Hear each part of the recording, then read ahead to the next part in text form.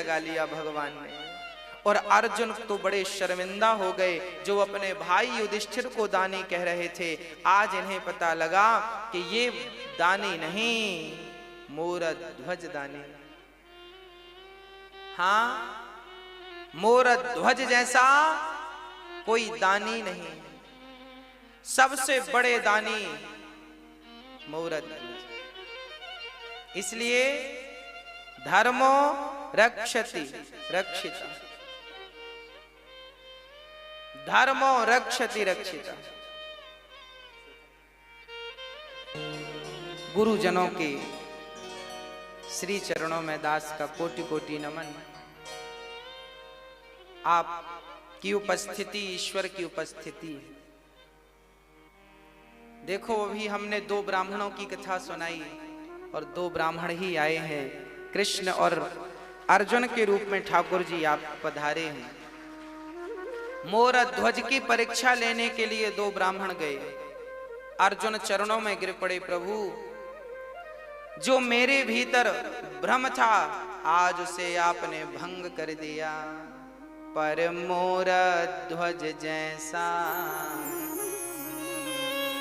कोई दानी कहाँ होगा। दानी बहुत है, पर धन्य है ये मोरध्वज जिन्होंने अपने पुत्र को वारे से चीर कर दान कर दिया। विद्युत लोग, विद्वान लोग कहते हैं कि जिस आरे से चीरा था अपने पुत्र को, उस आरे को बिहार के एक स्थान पर फेंका तो आज भी उसका नाम आरा है। आरा जिला है ना बिहार में, बिहार में है कि यूपी में? बिहार में आरा जिला, उस आरे से वो आरा जिला हो गया, आरा स्थान हो गया। मोरध्वज दानियों में शिरोमणि। सवई पुंसाम परो धर्म। धर्म क्या है?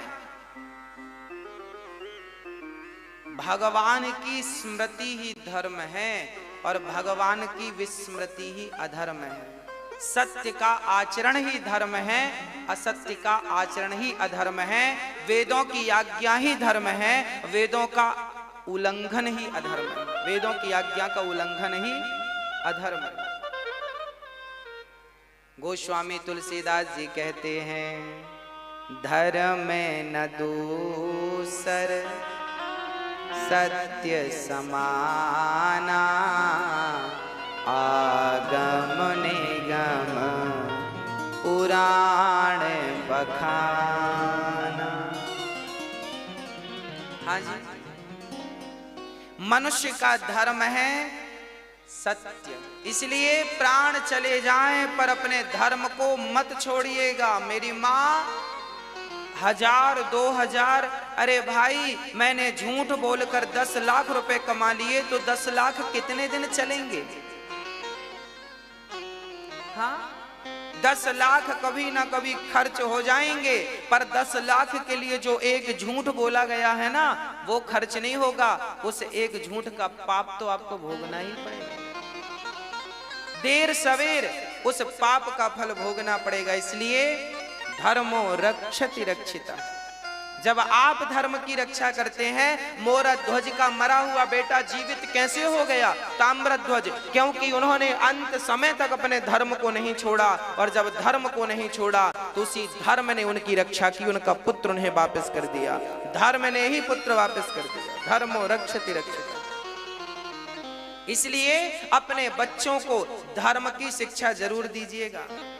अपनी संतान को धर्म का पाठ जरूर पढ़ाइएगा, क्योंकि धर्म ही हमारा जीवन है।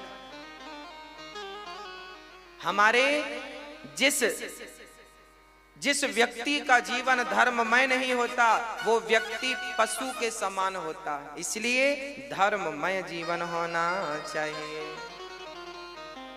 भागवत जी में बड़ा अद्भुत प्रसंग है।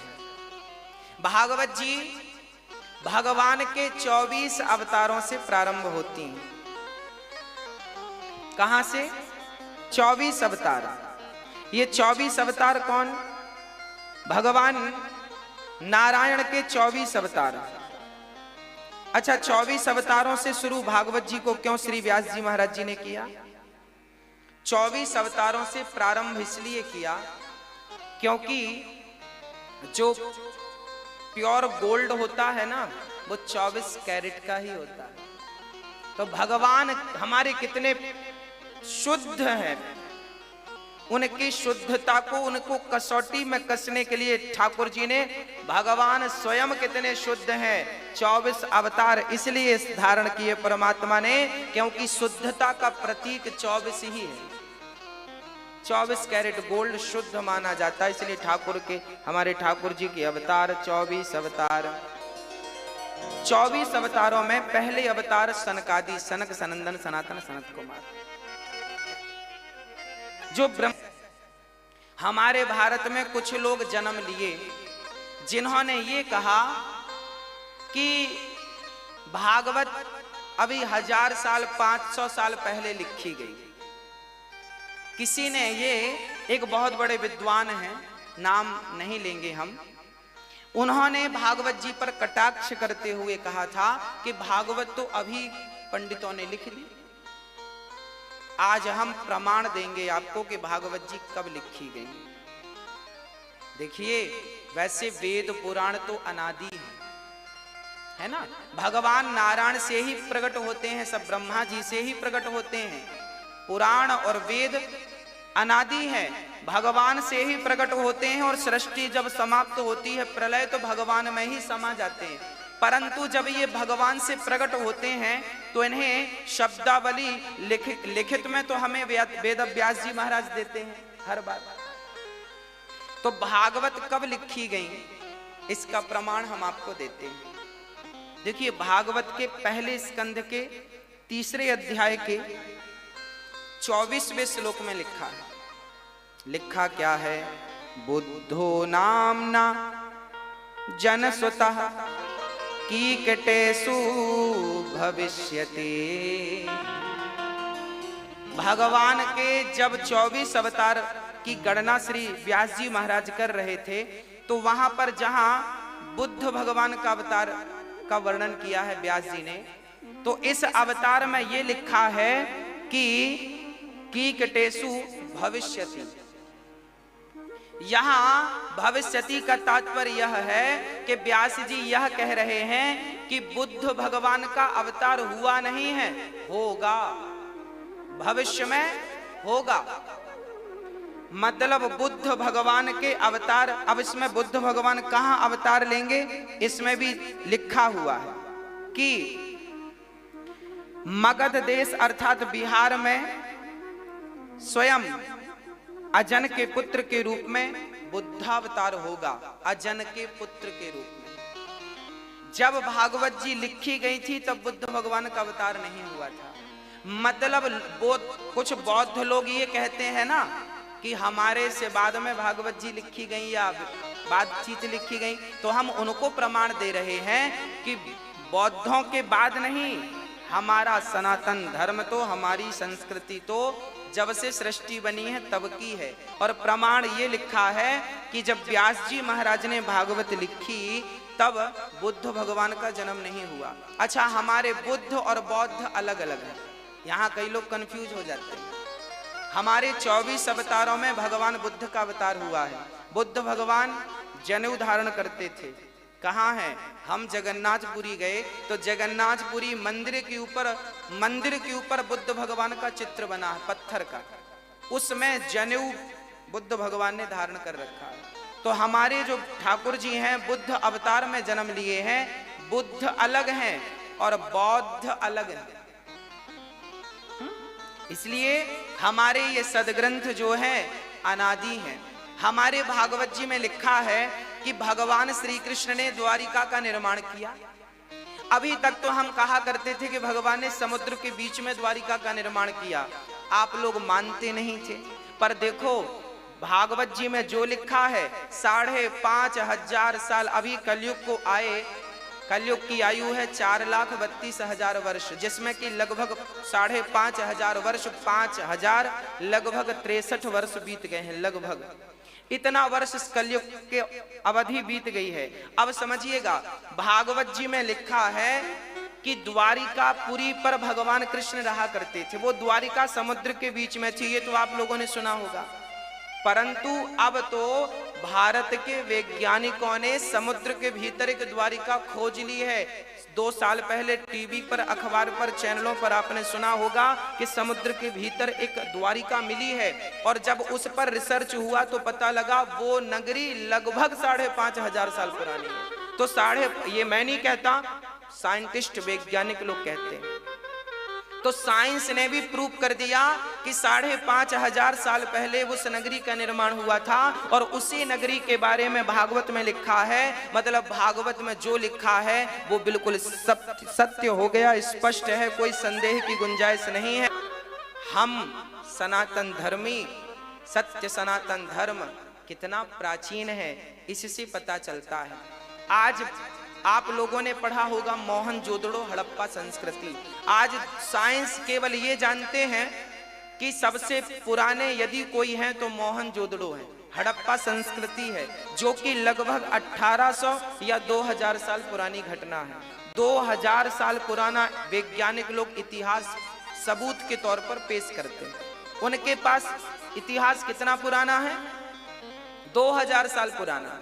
और हम आपको देखो, सर्व वेदेतिहासानाम सारम सारम समुद्रतम, ये सभी वेद पुराणों का सार इतिहास, सर्व वेदेतिहासानाम सारम सारम समुद्रतम, ये सार है सबका, इतिहासों का, पुराणों का, वेदों का, उपनिषदों का, ब्रह्मसूत्र का, सबका सारम सारम समुद्रतम, रस रस भरा हुआ है। इसलिए भागवत जी में लिखा है कि द्वारिका में भगवान थे। तो देखो, केवल लिखा नहीं है, साइंस ने खोज की तो मिल गए, द्वारिका नगरी मिल गई। तो ये बात मैच करेगी, मतलब सिद्ध हो गई। भागवत जी में, महाभारत में लिखा है कि कुरुक्षेत्र में महाभारत हुआ था, धर्म क्षेत्र कुरुक्षेत्र महाभारत हुआ। सिद्ध कब हुआ? सिद्ध तब हुआ जब पुरातत्व विभाग को खुदाई में महाभारत के अवशेष मिले हैं। आज आप कुरुक्षेत्र में जाइएगा, वहां के उस स्थान पर जाइएगा जहां सारी चीजों का संग्रह किया है उन्होंने, उस जमाने की तलवारें, उस जमाने के रथ, यहां तक कि कहा जाता है घटोत्कच का कंकाल मिला है जो बहुत बड़ा है। गूगल पर डालेंगे घटोत्कच का कंकाल तो उसकी तस्वीर आएगी, पुरातत्व विभाग को मिला है। तो सिद्ध हो गया वैज्ञानिक दृष्टि से भी कि देखिए हमारे ग्रंथ जो कह रहे हैं ये कितना सत्य है। चलिए और प्रमाण देता हूं। 1920 में, 1930 में नासा के वैज्ञानिकों ने माना था कि पृथ्वी चपटी है, क्योंकि बाइबल में लिखा है कि पृथ्वी चपटी है। बाइबल के आधार पर उन्होंने मान लिया कि पृथ्वी चपटी है। पर जब 1950 में पहली सैटेलाइट छोड़ी गई तो पता चला कि पृथ्वी चपटी नहीं है, पृथ्वी तो गोल है। अब सोचिएगा, सारी दुनिया के वैज्ञानिकों को यह बात 1950 के बाद पता चली कि पृथ्वी गोल है। उसके पहले मानते थे लोग पृथ्वी चपटी है। पर हमारे वेदों में, हमारे पुराणों में एक विषय है भूगोल, सब्जेक्ट ही है भूगोल। तो हमारे वेद पुराण जो हजारों साल प्राचीन है, लाखों साल प्राचीन है, उनमें लिखा है कि पृथ्वी गोल है। हमारे यहाँ हम लोग कहते हैं पृथ्वी गोल है, बाइबल कहती है पृथ्वी चपटी है। अब देखो किसकी बात सिद्ध हुई? वेदों की। इसलिए आज जर्मनी जैसे बड़े देश पर वेदों पर रिसर्च चल रहा है। अमेरिका में गीता पढ़ना अनिवार्य कर दिया है। आज आपकी संस्कृति को, भारतीय संस्कृति को, भारत के वेद पुराणों को बड़ा सम्मान मिल रहा है, क्योंकि इसमें जो लिखा है आज के युग में बिल्कुल सत्य हो रहा है, सत्य दिख रहा है। देर सवेर खोज हो रही है तो बिल्कुल। वैज्ञानिकों ने जब अंतरिक्ष में अपना यंत्र छोड़ा तो सूर्य की किरणों से ओम की ध्वनि निकल रही थी। क्या निकल रही थी? ओम। ब्रह्मांड में क्या गूंज रहा है? ओम गूंज रहा है। और ओम कहां से निकला? हमारे वेदों का प्रणव ओम है। हाँ? स्वयं ठाकुर जी ओम के रूप में विद्यमान है। आ उमा 3 अक्षरों को जोड़ने से ओम बना, और वह ब्रह्मा विष्णु महेश है, तीनों को जोड़ने से ओम। इसलिए ओम निकल रहा है, मतलब सिद्ध हो गई सारी बातें। इसलिए भगवान ने जो अनंत अवतार धारण किए हैं, 24 अवतार, इन सभी अवतारों का उद्देश्य केवल यही है कि भगवान का किसी भी अवतार में आपका मन लग जाए। या तो राम में मन लग जाए, या तो कृष्ण में मन लग जाए, या तो नरसिंह में, या तो वामन में, या तो मोहिनी में, या कच्छप में, या तो मत्स्य भगवान में। किसी भी अवतार में ठाकुर जी के चरणों में मन लग जाए। मन लगाने के लिए 24 अवतार ठाकुर जी ने धारण किए हैं। किसी भी प्रकार से आपका मन भगवान के चरणों में लग जाए। श्री व्यास जी महाराज जो कि अपनी चर्चा करते हैं, नारद जी आज पहुंचे हैं बद्रीनाथ में, जहां पर व्यास जी महाराज मां सरस्वती तट पर विद्यमान थे। वहां पर जब पहुंचे तो व्यास जी महाराज से आज उनकी उदासी देखकर नारद जी ने कहा, महाराज आप इतने बड़े विद्वान हैं, वेदों का विस्तार कर दिया, सामवेद, ऋग्वेद, यजुर्वेद, अथर्ववेद कर दिया, 17 पुराण लिख डाले, इतने बड़े बड़े ग्रंथ तैयार, ब्रह्म सूत्र जैसे तैयार कर दिए, फिर भी आप उदास हैं। व्यास जी ने कहा, नारद जी आप बताइए कि मेरी उदासी कैसे दूर होगी। तब नारद जी ने कहा, व्यास जी आपने इतने बड़े बड़े ग्रंथ लिखे हैं, पर कहीं भी भगवान के प्रेम का वर्णन नहीं किया। आप प्रेम को ना भूलते गए, आपने प्रेम की पुष्टि नहीं की, प्रेम को पुष्ट नहीं किया, प्रेम को महत्व नहीं दिया। आप ज्ञान मार्ग की बातें करते गए, कर्मकांड की बातें करते, भक्ति मार्ग की कोई बात नहीं लिखी। अच्छा, महाभारत में भी भीष्म पितामह ने जो स्तुति की भगवान की, ये स्तुति महाभारत में नहीं है। वहां तो धर्म का वर्णन कर दिया है, क्या धर्म है, क्या धर्म है, क्या करना चाहिए, क्या नहीं करना चाहिए, यही भेद बताते रहे पितामह भीष्म। पर भागवत में सुंदर सुंदर भाव प्रकट किए हैं व्यास जी ने। तब नारद जी ने कहा, सुनो, आप कितना भी ज्ञान धारण कर लीजिए, पर लिखा है नैष्कर्म्यप्यच्युत भाव वर्जितम न शोभते ज्ञानमलम निरंजनम। कितना भी विशुद्ध ज्ञान क्यों ना हो, पर वह ज्ञान जब तक भक्ति की चाशनी में न डूबे, तब तक वो भगवान की प्राप्ति करने की सामर्थ्यता नहीं रखता।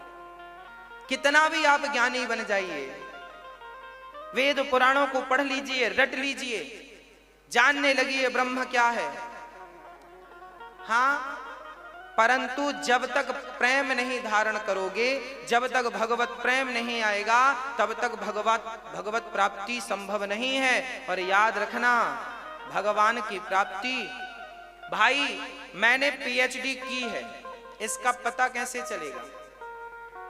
डिग्री होती है कि नहीं? आपने पीएचडी की है, पीएचडी की है, इसकी क्या होती है आपके पास? डिग्री। आप दिखाएंगे, ये देखिए साहब, हाँ हाँ हाँ हाँ आपने की है, ये लिखा है। आज के जमाने में आपका आधार कार्ड कहाँ है? आपको दिखाना पड़ेगा, ये मेरा आधार कार्ड, ये मेरा आधार नंबर, ये मेरा एड्रेस है। आपका पैन कार्ड क्या, पैन नंबर क्या है? ये है। एक व्यक्ति का एक ही पैन नंबर है, एक व्यक्ति का एक ही आधार नंबर है, एक व्यक्ति की एक ही जिस सब्जेक्ट में किया है पीएचडी है, पीएचडी दिखाएंगे आप, तब समझ में आएगा कि है। उसी प्रकार जैसे आधार कार्ड दिखाना पड़ता है, तब पता चलता है कि आपका है, ऐसा तो नहीं किसी और का दिखा रहे हो। इसलिए ओरिजिनल मांगा जाता, ओरिजिनल आधार कार्ड दीजिए, तब वेरीफाई होता है कि हाँ ये आपका। बस इसी तरह वेद पुराण पढ़ने का अर्थ क्या है, वेद पुराण समझने का अर्थ क्या है? नारद जी कहते हैं व्यास जी से, व्यास जी सारे वेदों को पढ़ने का अर्थ क्या है, समझने का अर्थ क्या है? अरे भाई, समझने का अर्थ है आपने 4 साल 3 साल की पीएचडी की, 5 साल पीएचडी की, अर्थ है उसका सर्टिफिकेट आपको मिल जाए, बस सर्टिफिकेट मिल गया, काम खत्म। उसी प्रकार वेद पुराण पढ़ने का अर्थ है परमात्मा रूपी सर्टिफिकेट प्राप्त हो जाए। जब परमात्मा प्राप्त हो जाए, उस लोग अपने पुत्र को दिया श्री सुखदेव भगवान को, और सुखदेव भगवान ने फिर राजा परीक्षित को सुनाकर उनका कल्याण किया। ये भागवत भगवान के मुख से निकली हुई है। प्रिय भक्तों, भगवान नारायण ने ब्रह्मा जी को भागवत क्यों सुनाई? पहले जन्म दिया, नाभि कमल से उत्पन्न किया, ब्रह्मा से कहा सृष्टि करो, ब्रह्मा जी ने कहा मैं सृष्टि करूंगा, और अहंकार आ गया तो तब भगवान ने कहा अहंकार ना आए इसके लिए मैं तुम्हें भागवत तत्व सुनाता हूं। याद रखना, भागवत वह तत्व है जिसको धारण करने के बाद, जिसको श्रवण करने के बाद, चिंतन करने के बाद अहंकार जीरो हो जाता है, क्रोध जीरो हो जाता है। तितिक्षवः कारुणिकाः सुहृदः सर्वदेहिनः। जब ये भाव प्रकट हो जाए तब समझ लेना कि भागवत सुनना सुनाना सब सार्थक है। भागवत क्या करती है? अहंकार का हरण कर लेती। जैसे भगवान कृष्ण ने रुक्मणी का हरण कर लिया, ऐसे भागवत जी हमारे भीतर के समूचे अहंकार का हरण कर लेती है, अज्ञान का हरण कर लेती है। अच्छा, ब्रह्मा जी को भागवत सुनाई तो उनका अज्ञान समाप्त हो गया। कौन सा अज्ञान और कौन सा अहंकार? ब्रह्मा जी को यह अहंकार आ सकता था कि मैं सृष्टि करता हूं, हाँ, पर भागवत सुनने के बाद ये अहंकार सदा सदा के लिए नष्ट हो गया। अच्छा, ऐसी कौन सी बात है भागवत में जिससे आपका अहंकार नष्ट हो जाता है? आइए मैं वो बात आपको सुनाता हूं। यदि ये ज्ञान आपके भीतर आ गया तो मैं गारंटी लेता हूं कि आपके भीतर कभी अहंकार का जन्म नहीं होगा, और यदि हो जाए तो फिर दास खड़ा है जो दंड देंगे सो स्वीकार है। हाँ, वो बात कौन सी है? अहमेवासमेवाग्रे। क्या बात है ये बात यह है, भगवान कृष्ण भगवान नारायण कह रहे हैं कि ब्रह्मा जी सुनो, जब कुछ नहीं था, तुम नहीं थे, हम नहीं थे, हम मतलब मैं अपनी बात कर रहा हूं, हम, भगवान नारायण कहते हैं ब्रह्मा जी से, ब्रह्मा जी जब तुम नहीं थे तब भी मैं था, जब तुम नहीं रहोगे तब भी मैं रहूंगा। अच्छा, जब हम नहीं थे तब परमात्मा थे। एक बच्चे ने हमसे पूछा, महाराज जी भगवान नारायण के पिता का नाम क्या है? कई बार ये प्रश्न खड़ा होता है कि ब्रह्मा जी, चलो हमारे पिता तो कोई हैं, आपके पिता के भी कोई पिता हैं, पर ब्रह्मा जी के पिता कौन? बोले नारायण। तो नारायण के पिता कौन? फिर क्या जवाब दोगे? आइए हम बताते हैं नारायण के पिता कौन है। देखिए, पिता उनके होते हैं जिनका जन्म होता है। हम जन्मे हैं तो हमारे पिता। परमात्मा को अजन्मा कहते हैं। परमात्मा का एक नाम क्या है? अजन्मा। हम जन्मा हैं तो हमारे माई बाप हैं, माता पिता हैं, पर वह नारायण, वह परमात्मा अजन्मा है, इसलिए उनके कोई माता पिता नहीं, वही सबके माता पिता हैं। उन्हीं से संसार प्रारंभ हुआ। उसी परमात्मा के बारे में तो मैंने आज स्पष्ट में प्रथम श्लोक की व्याख्या में कही कि मुह्यन्ते यत् सूरयः। इसी बात को तो लोग समझ नहीं पाते, इसी में तो मोहित होते रहते हैं, गोल गोल घूमते रहते हैं। वो परमात्मा चार थे, सुभिज्ञः स्वराट, सब कुछ जानते हैं। स्वानैव राजतीति स्वराट, जिनसे सूर्य और चांद भी प्रकाश लेते हो, उन परमात्मा को माई बाप की क्या जरूरत है? वो परमात्मा परब्रह्म है। तो भक्तों, भगवान के कोई माता पिता नहीं है, वो अनादि है, परमात्मा से हम सब बने हैं। जैसे मैंने उदाहरण दिया था कि जैसे बाल हमारे शरीर से निकलते हैं, जैसे नख हमारे शरीर से निकलते हैं, उसी प्रकार भगवान के रोम रोम से ब्रह्मांड निकलते हैं। ब्रह्मांड निकल, किसी ब्रह्मांड की उत्पत्ति चल रही है, किसी का पालन चल रहा है, किसी का संहार चल रहा है। कोई भगवान के, भाई आप सामान्य आदमी हैं, आपके 3-4 घर होते हैं, 4 फ्लैट होते हैं, 4 कारोबार होते हैं, 4 फैक्ट्रियां होती हैं। यदि आप इंसान की 4 फैक्ट्रियां हो सकती हैं तो मेरे भगवान की रोम रोम में ब्रह्मांड सृष्टियां हैं, तो उसमें क्या आश्चर्य की बात है? वो परमात्मा तो वही है ना जिसने हमें बनाया, जिनका मर्म कोई मर्म न जाने कोई, लक्ष्मण हो यह मर्म न जाना, जो कछु चरित रचा भगवाना, मुह्यन्ते यत् सूरयः। कोई नहीं जान सका उस परमात्मा को, उसकी सत्ता को, उसकी भगवत्ता को। हाँ, वही जान सके हैं, सोई जाने जेहि देहु जनाई, और जानत तुम ही हुई जाई। जिसको भगवान कृपा करते हैं, अर्जुन को विराट स्वरूप दिखाए गीता में, तो अर्जुन की आंखें बंद हो गई। एक सूर्य देखने से तो आप आंखें बंद कर लेते हैं, और जिनके भीतर करोड़ों सूर्य का प्रकाश हो उन्हें कैसे देखेंगे? बोले स्वयं अर्जुन को भगवान ने दिव्य चक्षु प्रदान किए, तब उन्होंने देख सके वो। उसी प्रकार जब भगवान स्वयं हम पर कभी कृपा करेंगे और अपनी दिव्य सेवा, दिव्य दर्शन कराएंगे, तो उनकी कृपा से हम अपनी भक्ति, हम अपने पुरुषार्थ, हम अपने बल से भगवान को कभी नहीं देख सकते, पर भगवत कृपा करें तो सब कुछ संभव है। परमात्मा को देखना समझना सब गुण पर दयानिधि रीझ जाते हैं। तो प्रिय भक्तों, भगवान श्री कहते हैं कि जब कुछ नहीं था तब मैं था। अच्छा कैसे? अच्छा बताओ ये क्या है? अंगूठी। अच्छा ये बताओ इस अंगूठी में क्या है? सोना। अच्छा जब ये सोना अंगूठी नहीं बना होगा तब ये सोना क्या रहा होगा? जोर से बोलो मेरी माँ। जब ये सोना ऐसे अंगूठी नहीं बना था तब ये क्या था? तब सोना ही रहा होगा कि मिट्टी था? नहीं, सोना था। और अभी क्या है? अंगूठी बनने के पहले भी ये सोना ही था, अंगूठी में भी सोना ही है, ये देखो सोना ही है। और जब ये हम भट्टी पे डाल देंगे कि सोने जी अब हमें जरा कुछ मत दो, बना के सोना ही दे दो वापस, तो ये पिघला करके अंगूठी का आकार तो नष्ट हो जाएगा पर सोना नष्ट नहीं होगा। याद रखना मेरी माँ, आपके गले में जो मंगलसूत्र है, जब आप सोनी को देंगे कि भैया ये जरा बड़ा है, अब मंगलसूत्र बहुत पहन लिया, रानी हार बहुत पहन लिया, जरा चूड़ी बना दो, तो वो क्या करेगा? उसी सोने को तपाकर चूड़ी बना देगा।